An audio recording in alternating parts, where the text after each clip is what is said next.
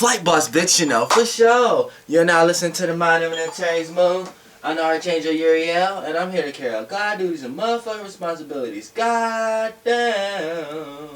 Alright, that was getting fun. Alright, look, we talk about motherfucking Aquariuses right now. Now, let me tell you something. Where my other phone at that has the motherfucking planets at? Even though I know where the planets at. I know the sun is in Scorpio. I know the moon is in Sagittarius. I know Mercury is in Scorpio. You know what I'm saying? I know these things. I know Mars is in Capricorn. I just like to make sure I don't make no mistakes. Here we go. My phone right here. Alright, look. Alright, flight boss, bitch. Alright, now, for all my Aquariuses out there, right? Now, check me out. Aquarius, you know you fixed air. So right now, you're going to be squared. You're the solid foundation of your air particle, and you're being squared with the sun energy right now, because the sun has the solid foundation when it comes to the water element. So this is like ice and a balloon going head to head, you know what I'm saying? Because it's like a balloon has its own concealed air within all the rest of the air. So it's just that unique piece of air flying within all the other air. And since it's in a balloon, it has a color around it, has its own shape, has its own formulation, and it flies through on its own course. You know what I'm saying? And it's not with the collective, but it is part of the collective at the same time.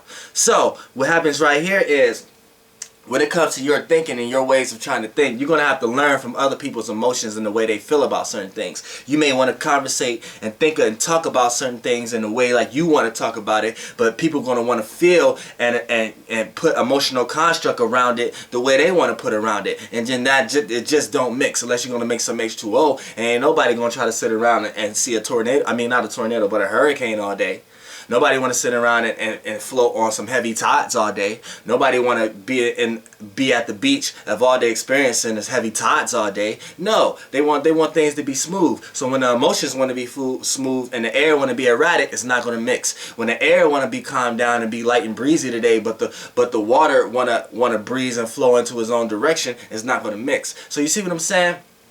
What's going on here is your actions is going to be looked at with an emotional annotation behind it. So you may say certain things and people are going to automatically attach a feeling behind it. They're going to think, oh, you said that because you felt this way. And you can sit back and be like, nah, I'm just this way. You know, it's going to be hard for them to get the expression out of your face, but they're going to cause you to have expressions out of your face because they're going to be masking you with their emotional weight. So when people throw on you like, oh, you meant it this way, dog. Nah, you must felt that way. Or when you being sarcastic, they being sarcastic with you, trying to tie what you said back to emotions and feelings, trying to say, oh, nah, but you must have felt a certain way or whatever like that. It's going to start making you show face expressions, show the light bulb on top of your head lighting up and shit. It's going to start to make you do that because you're going to be like, hold on, why is this person throwing shit on me that ain't me? But really what's happening is you're getting water splashed on your balloon. Your balloon is losing air. You know what I'm saying? You have to learn if you want to stay in the sky and fly breezy. You're going to have to learn how to communicate dealing with the emotions and feelings and knowing how to not let that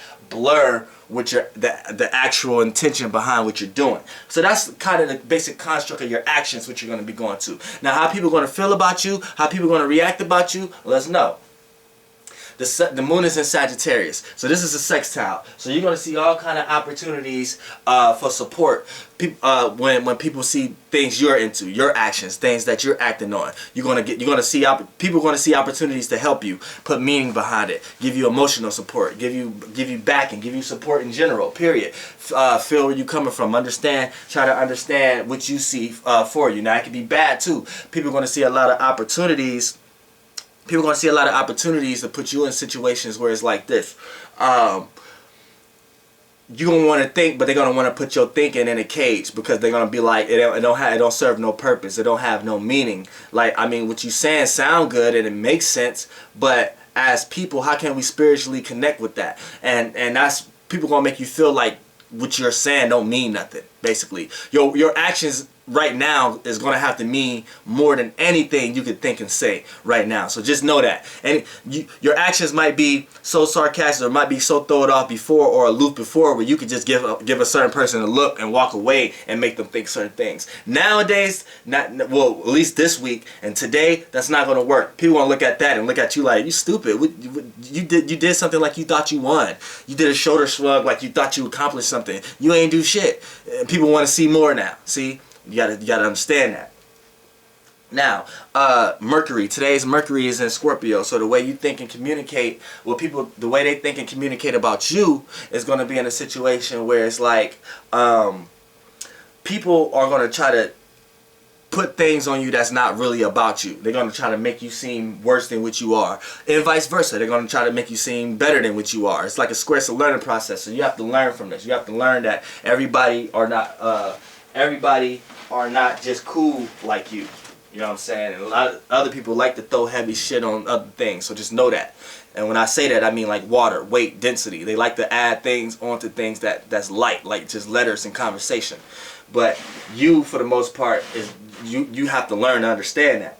Now, as far as Venus, how people are going to love and appreciate and value and relate to you is going to be in a very opportunist type of way. So you may have something that others may like, and they may see opportunities in order to enjoy it with you or try to take it. Now, for the good part, you're going to see opportunities when people are going to want to support you and love you and want you around when you feel like you don't deserve that. You know what I'm saying? So that's the thing. Like, people are going to relate to your communication style, just not going to relate to how you do it. They're just going to tell you that I love your talking. Just sometimes how you talk to people is got to be the issue.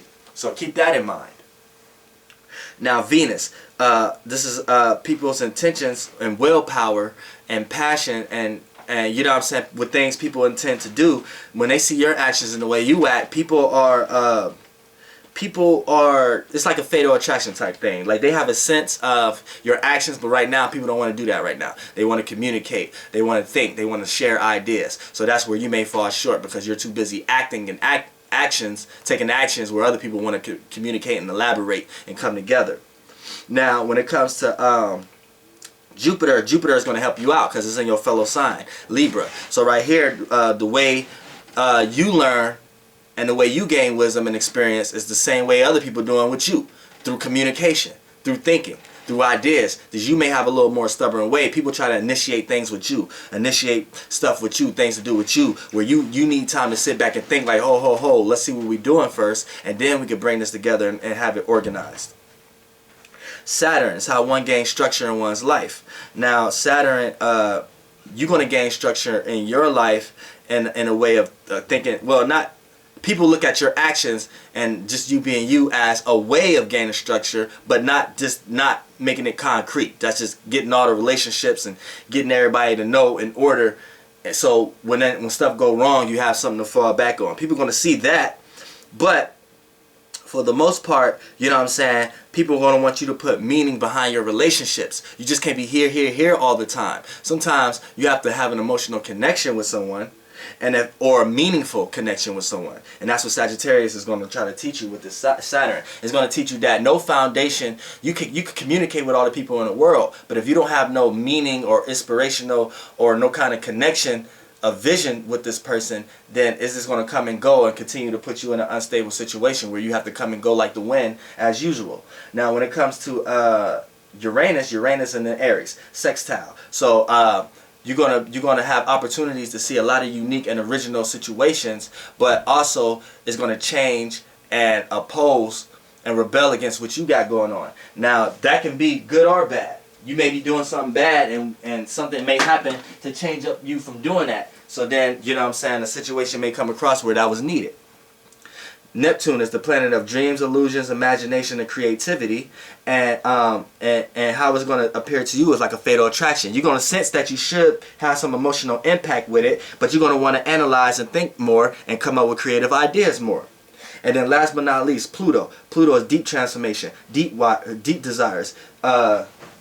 Deep desires, deep transformation. So when it comes to it being in Capricorn, it's squaring. Not squaring, but it's a fatal attraction. So you're going to have a sense of this how I should transform, but you're just going to be willing to communicate and conversate with other people who already been through that situation. So you can come to a conclusion of how to work through it and think through it when you go through it. So it don't be a situation where you fall short. You know? And Aquarius as a whole, you know, just make sure that you're not absorbing yourself too much into other people, because you could be talking and the other person could be feeling. So you may be thinking you gearing the situation this way and that person feeling a whole nother way about it. Then there's a misunderstanding. So watch that out. Flight boss, bitch, goddamn.